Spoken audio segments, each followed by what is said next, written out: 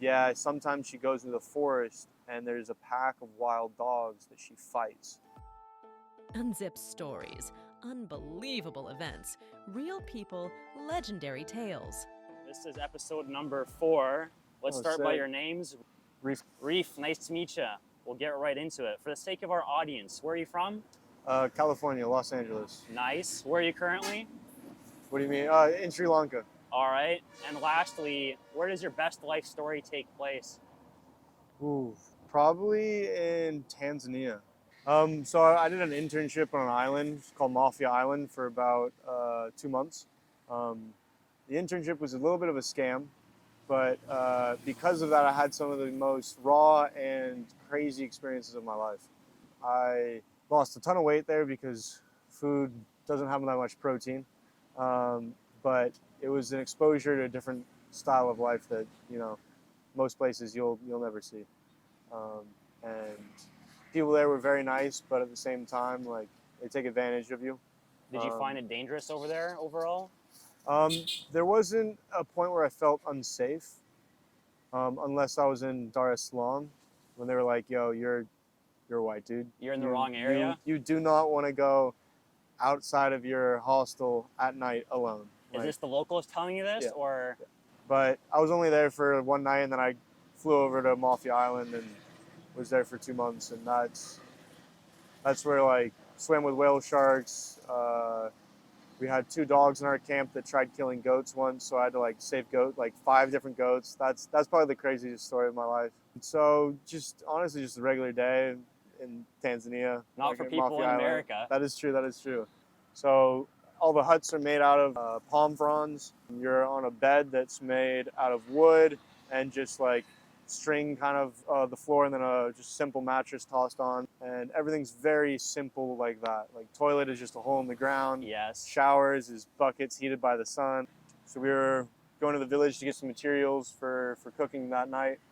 The other 2 dogs from the dive companies tagged along as well, so we had 5 dogs overall. Started walking. They warned us before that they'd killed a goat, and that, like, do not let them kill goats because they would have to pay for it, and the locals absolutely hate it. And it was Mufasa and Simba was their, like, local names, because one was like the alpha, had like cuts in his, like, half his ear was missing on one side. The other one had like scars in it, scars all on his snout. Yeah. Just a fighting dog. And how did it progress to almost attacking the goats? So I just saw a goat, and I was like, oh shit. They've seen goats before and they didn't do anything, and I was like, oh, they won't. But all of them together, they rile each other up. And so one looks at the others. There's actually a girl that's kind of like main alpha, because she doesn't take no for an answer and will just fuck something up. And she sees it and just starts taking off. And I'm like, fuck. So I sprint after her. The rest of the dogs are like right on my heels. And as we get closer, there's like 5 to 8 goats. And so she grabs it immediately by the neck, just throws it on the ground. I jump on her, start smacking her back to try and get her to, like, let go, and, like, pulling her mouth. She finally, like, lets go, but as she's letting go, the rest of the dogs are running past, headed towards the other goats. So I just pick up this one, put it on a little, like, concrete slab, and then start taking off to the next one. And just the next one had 2 dogs on, like, 2 of its legs, and you just kind of, like, jump on the goat, tell the dogs to fucking get out of here, and then pick it up and put it on something, and then went on for like 30 minutes of me just chasing them down and going to the next goat. Were there locals nearby? What were they doing? Yeah, they're just like, some of them were laughing, but some were like yelling at the dogs, but they don't want to get bitten, so they just, like, also if the dog eats the goat or kills the goat, it's kind of a little bit of a payday for them, so they're upset, and they'll overcharge me, like, I need this. It's like, it produces this much milk for my family, and then, like, it's gonna grow older, and then it's produce meat, and it's like they got a big check from that. One way or another, they see dog with a collar with a white person walking it, they're like, that's the money right there. They'll take their goats and start walking towards you. Yeah. Take my goats. Take my goats. Right. Any other memorable moments from that trip on that island? Yeah, so actually, I kind of remembered a crazier story that I totally forgot about, which was it's all with the dogs. It's always the dogs. So one night we were hanging out with a dive company because that's where our friends are. The girl dog was kind of the alpha of this group, and so she came back and she was bleeding through her paw, her arm, her leg, and her back. Her owner was like, yeah, sometimes she goes into the forest and there's a pack of wild dogs that she fights, and we were like, what the what? What do you mean she just goes off and fights them? And she's like, yeah, it's and then it's pretty dangerous, and like she has to like secure her dominance as like an alpha in the area, so that's what she goes and does. And I'm like, that's crazy. And so she comes back, but then she leaves again. Her owner's like, where'd she go? I need to patch her up before she like goes back and like dies trying to fight these dogs. And we're like, we don't know. And she's like, all right, we got to follow the blood. So there's like a little blood trail of like one of her paws that was bleeding. It's just like a stamp on the ground. So we were five, I think there's six of us and two dogs. And we follow the blood trail, and it leads into kind of like the forest type area. And we're calling out her name, trying to look for her, and we can't find her. But then you start hearing howling and barking, and dogs just start. This is at night as well, so it's pretty dark, and there's no lights. This is like some dogs just start popping out of the forest, kind of around you, and they start just like getting real close. And it started with like one or two, and then next you know there's probably like 20 to 30 dogs just in a circle around us, barking at us and trying to like get at your heels. But the dogs with us are kind of guarding our legs, whereas we just have our flashlights and are just like, yo, like get the fuck away, like. And we pull up to a spot where there's just blood everywhere.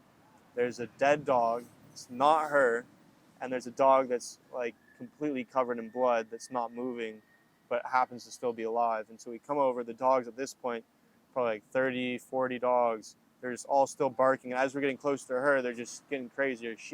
I've never really seen anything like that. We just walk over, grab her, and just like, we need to get the fuck out of here. And the dogs are just kind of barking and like getting pretty riled up, and we just somehow just managed to get out of there as soon as possible. But it was one of those situations where it's like, this could be it. That Like if these dogs wanted to fuck us up, they could have. That sounds almost worse than going to the slums by the locals that were telling you not to go, almost. Yeah. I mean, it's raw life. It's raw life, which you don't get back home. No. I traveled for a year after that, or a year total with that in there, and being over here, like there's wild dogs in Sri Lanka, but at the same time, it's the dogs here are very nice, and like those dogs, those street dogs over there, they just fight because it's like territory and all that stuff, alpha mindset and pack mindset. Yeah. On the topic of dangerous moments, during your travels, have you had any other close calls, dangers, or scams? Well, recently fell off my scooter. Yeah, don't drive too quick. Take it slow. No reason to go fast. So what happened was I just kind of came around a corner. There's a tuk-tuk way too close to me, and just swerved out of the way, hit a dirt spot, rained the day before, and so it was pretty slippery, and luckily I wasn't hurt more because I was going probably 45 to 50. How many days have you been off due to that incident? It's been about a week, a little bit over a week now. Like the tip of my front toe on my right big toe, took the tip of it. Mostly just the skin. Luckily it didn't take more, but it just kind of took all that. The knuckle, took all the skin on the knuckle and one bit behind that. Left foot outside, took off some of the skin. And then my back, I have 3 abrasions on 1, 2, and 3. So I could be surfing probably in a day or two. Do you have any other outrageous events in your lifetime, anywhere else on the globe? So I saw a decent amount of crazy stuff from my backpack in Europe when I was 18. Which countries would you say were the craziest? Portugal, definitely up there on that crazy scale. Berlin, as far as party-wise, there's no crazier parties than Berlin. Oh, and Switzerland. So Portugal, just very interesting people. They're very nice, very not nice people there. I hitchhiked from the bottom of Portugal in like Portimão to Setúbal, which is right below Lisbon.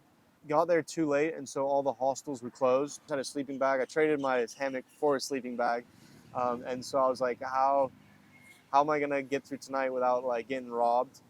And almost did, but managed to get out of it. And so I was like, you know what, fuck it, I'm just gonna throw my stuff in a tree and buy a ticket to a club and party the entire night. I was headed to the club, and I was just at this point completely exhausted, and so I just any interaction to I'm a bit of an extrovert, so any interactions kind of like feed my energy, and so I was just kind of like sitting at this outdoor place, and these people were like um, kind of fucking with me, and it was just two older guys. Or what I learned later were telling me that like since I didn't understand them, they were pretty drunk. They're like, we're just gonna kill you and toss you in the water right there. And I was like, fuck, like. Were these locals? These are locals, yeah. And I was just like, not really knowing what they were saying. So they were kind of being nice to me, but then they were like, in Portuguese, they were like, pretty much like, we're just gonna kill you and like dispose of your body. And I was like, just like talking to them. And then they started like pushing me and kind of shoving me. And I was like, all right, I need to get the fuck out of here. Except they started to like kind of get a bit like, oh, you're not leaving type shit. And so I was like, oh, well, fuck, I need to really get out of here. So I started to get a little bit more physical of like, I need to leave. And they were like, nah, like, you're not leaving. And then these three guys came up to me, like, leave them alone in Portuguese. And then they were like, yo, come with us. And so then I went with them. And like, yo, so like, where are you staying tonight? And I was like, I don't know. And he's like, do you know what they were saying to you? And I was like, no idea. But they're saying they were going to kill you and throw you in the water. Seem like sketchy people when you were talking to them, or they seem like typical Portuguese? They seemed like older guys that were a little sketch, but I'm used to kind of talking to sketch people and like being fine with it. It's just the fact I think they were like on something that I wasn't really like ready for. And also I was just completely depleted of my energy from backpack or like hitchhiking all day. So that I was just like, I was very out of it. Here, hold on a second. So it was this guy named Pedro and Zé, and Zé was like, you know what, just come with me. And I was like, this is kind of sus. But then we talked for a bit, and like he's such a nice guy, and he was like, come with me. And I was like, okay, cool. I guess it's better than dying in the water if I die somewhere else. And he took me to his parents' place, and was like, here, sleep in my room, and went to his sister's room since his sister was out, and slept in there, and then woke me up in the morning with a bowl of cereal and was like, here you go. My parents are coming back in 30 minutes from church, and you're gonna have to get out of here and find a place, but here's my number, and we'll meet up later. That's awesome. And they proceeded to show me around for about a week. And Setúbal is absolutely beautiful, and like such nice guys. And this time actually coming back to Portugal, I stayed with Pedro in Albufeira area. Those are some experiences most people will never get in their lifetime. No. And so I think that like meeting people like that is what traveling is about, especially when you're able to like reconnect with them. Hop into Berlin. What would you say was the most epic moment of that experience? Well, family, if you're listening, don't listen anymore for this part. I smoked weed. A lot of people know that about me. I like weed, but haven't really dabbled or hadn't dabbled with any other really drugs. And was turned 19 in Berlin, and I met these two Aussies and got them a beer, and they're like, why? And I was like, oh, it's my birthday. And they're like, oh shit, okay. And then so they're like, immediately, all right, we're going out. We'll figure it out. Yeah, we went out to this random like underground bunker type area, and took some MDMA and just partied the night away. How would you describe your drug experience as someone who's never done drugs before? So personally, MDMA is like, it's the best drug in my opinion, because it immediately makes it the best experience of your life. It chemically makes it so that your serotonin and dopamine levels reach a point that's not natural. And so at the right place, you will just have a good time. In your experience, since you were in an underground bunker on MDMA, what would you say was the peak of your night? So the peak of my night, meditation. Meditation on MDMA meditation in a bunker. on MDMA in a bunker, as much as I can. But the buddy that got the drugs, he was like, all right, 3 rules. 1, drink water, but not too much water. No sex, because it could ruin sex for the rest of your life, because chemically it makes it like this. Normal sex will never be like that, especially for your first time. 3 was forget the rule, but I think it was just, when you're at your peak, come and find me. I'm gonna lead you through a little journey.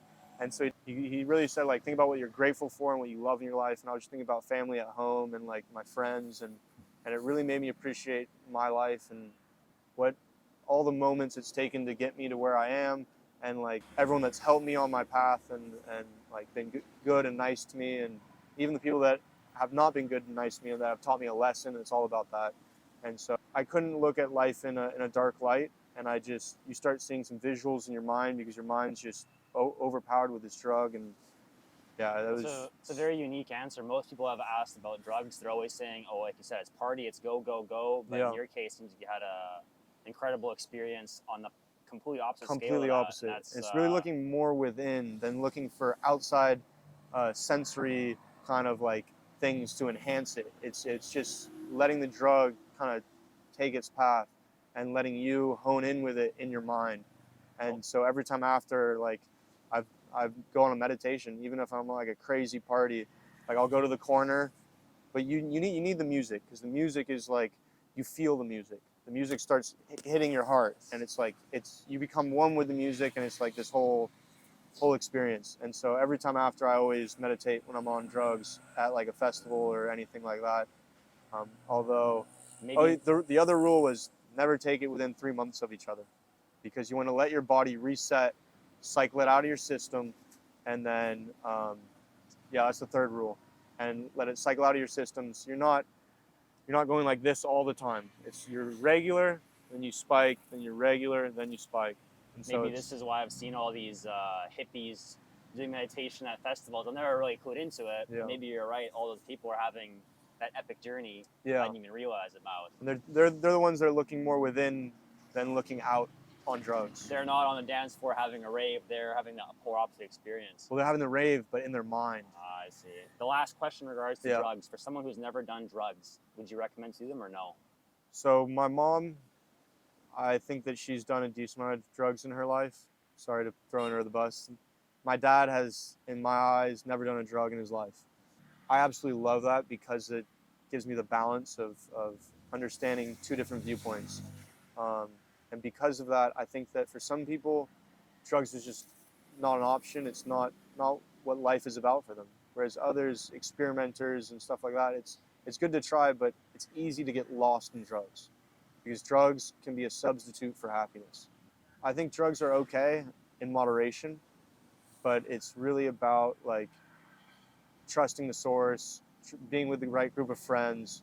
In regards to Switzerland, I cracked open my head in Switzerland. First stop in Europe,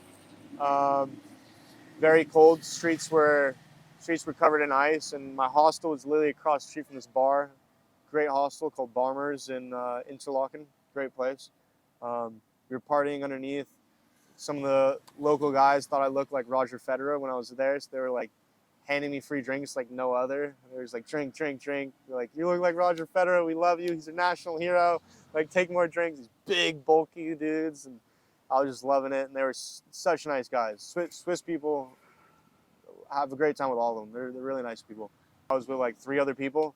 Thought it was a great idea to be sliding on the ice outside. like and shoe skating essentially? Yeah, shoe skating on the streets. Yeah, just like running, getting some speed, and just fucking gliding. And the two people I were with were also sliding, and I was sliding like this. Dude comes up behind me, hits my legs, and I just go up. That's all I remember. Waking up in the hospital, and there's this beautiful Swiss nurse over me, and I'm like, did I die and go to heaven? Like, I definitely died. Like, this is heaven. I'm like, fuck, this sucks. And she's like, nah, you're... Because I was also pretty drunk, so like I was pretty out of it when I woke up. Head was throbbing. I was like, and she's like, nah. You're gonna wish you're gonna wish you did, but you're fine. You're fine.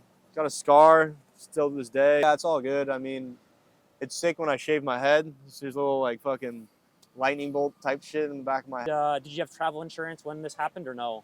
No. So my insurance just kind of covers it. Work? Through my parents' insurance at the time. Oh, so you were covered essentially so without I was buying covered. External insurance. But Switzerland is very expensive for medical. So what was your bill? Originally, I was like, I tried sneaking out. I know it's gonna be a lot of money. If it was anywhere else in Europe, it would have been completely covered and I would have been fine. But not being in anywhere else in Europe, it was Switzerland. I tried leaving, and they caught me, and they're like, no, no, no, no, no, no. They knew what you were doing? Yeah. They're like, no, no, no, you can't leave yet. And I was like, oh, I thought we were done. And they're like, I tried playing this stupid ass American card of like, oh, this is Europe, and I'm like a European citizen. And like, no, no, this is different in Switzerland. I was like, and so I had to pay $500 on the spot just to leave. And then they sent me a bill home, which was, I think, about 2,000 overall. But for 6 to 9 stitches, I think it was, something like that, not too many. And like that's just the price of medical, though, no matter where you go. I got picked up by an ambulance, so I had to pay like 1,000 for that, and then 1,000 for all the treatments and MRI. And I was unconscious, so they just ran everything. Small price to pay for being in Sri Lanka today. You know, money's just comes and goes. But at the right. same time, like, that's right. It took a big dent in my trip. And Switzerland was my first stop after Tanzania. So you're on a spree. Yeah, I was on a spree. I was on a spree real quick. The age you're hooked up with. And how old were you? Ooh. So haven't dated anyone old, but hooked up with a 34-year-old. And you were 24. Nice. Congratulations. Yeah, that was quite nice. She knew what she was doing. Nice. That's what we want to hear. I did not. Yeah, that's when you learn you don't know shit. Did you ever get plastic surgery? No. How come? Would I or have I? Would you? No. I ain't about the change. I ain't about the. You are the way you are, and why try and change it? You know. And if you change it, it might not look good. Like you don't know how it's gonna turn out. They might fuck up. So unless you're in Hollywood Boulevard. Yeah. Or in Miami. Even still, those people, in my opinion, you just look weird. You're not natural. I like that natural look. If there was a warning label tattooed to your forehead, what does it say about you or your personality? Probably just be ready for an adventure. Sure that you might not make it out of, because I start pushing boundaries as far as like doing stupid shit. We've heard that so far. Cliff jumping. There's anything there's an adrenaline part of it, and I'll convince you to come along.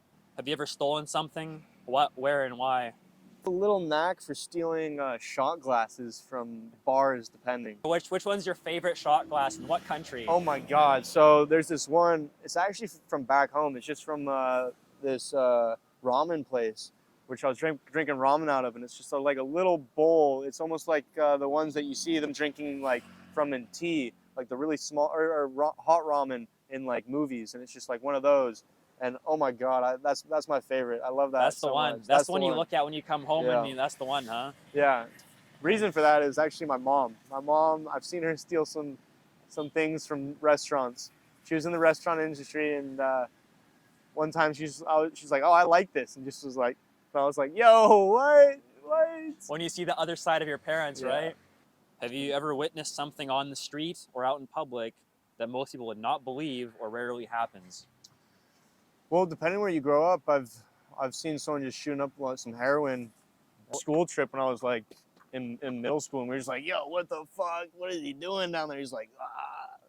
That was one of those things where you're just like, "Oh wow, the world's a lot different." We were just walking the beach in Santa Monica, to be honest. You'll see it at some point. Yeah. Although I have gone to parties in Compton where people pull guns out and shit, and parties get escalated real quick and change environments. People do donuts in the streets and Takeovers? Have you ever used an escort or happy endings massage service? I have not. I have a rule with that, which is like I've been offered a ton of times, especially like walking throughout Europe and shit. Red light districts and all that shit. For me, I just say they're like, "Oh, you want to have some fun?" I'm like, "Do I have to pay?" And they're like, "Yeah." I'm like, "Why would I pay for something I can get for free?" Also, I like the chase. The chase is sometimes it's more exciting than just like getting it instantly. What's your worst habit? Worst habit? Smoking weed. Worst or best, but definitely smoking weed. It's a bad habit of mine that I I don't know. I like smoking weed. I like smoking before I surf sometimes. I like Really? smoking.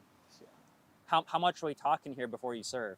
Mild level, medium level, or ripped? I could smoke a decent amount. I've Wow. paddled out, like even in Portugal. I met this English guy and Liron from my friend that I was traveling here with. Like they didn't see me high too much when I was surfing, even though I was smoking before. But one day, Harry looked over and I was just like, and he's like, "You're baked today, aren't you?" And I was like, Then I just drop in, do some turns, and it feels really good. This is one of my favorites to ask Americans. What Yeah. caused the 9/11 towers to collapse? Terrorists, but they were paid by someone. No, to be honest, I have no idea. There's online nowadays, it'd be throwing all over this shit. But if I were to believe what the online like videos and all that shit, What do you believe? say, the government fucking did that shit. Like it's the way the buildings collapsed and all that shit. It's like they were built pretty sturdy. They were built pretty sturdy. A composite material airplane flying Yeah. through concrete and steel? Yeah. I don't know. A little suspicious. Yeah. I just think it's sad that our government is like we can't go for sure be like, yeah, our government didn't do that. That's the sad part. No one will ever know. No one will ever know. Maybe we will one day. Does hot sauce belong on pineapple pizza? Personally, I like pineapple on pizza. However, with those two mixed, I think it could be good. Try it. I like it. I think you might be onto something. Is Christianity a business or religion? Oh, business. Actually a cult, but you know. Equality between men and women. Will it ever exist? It's very difficult because equality in general throughout the entire planet, I don't think so, because religious basis and all that gender roles and stuff like that will keep us like separate. But I think that like many different factors that come into play that make women say that they're unequal, which is like pay and all that stuff, which I think a lot of that is situational. But I do believe that we are very close to becoming completely equal, but I think that there's big steps that need to happen because every time it looks like we're almost there, there's always a setback and something happens that deviates. But I think that they're seeing a world of online where there's more women that have bigger roles than men. I think we're on the right route, but I think that it's up to the girls at the end of the day if they feel equal or not. I can't speak for them. Yeah. What do you identify as? Transformer. Perfect. As a dude. What's the hardest drug you've taken? Hardest drug? Molly MDMA is probably the hardest drug I've done.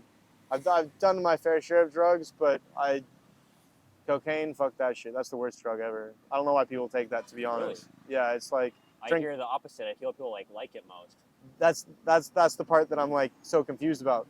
Done it twice, and I was like, I felt like I just drink some coffee almost. It's like does the same shit. What's the sexiest or hottest race of people?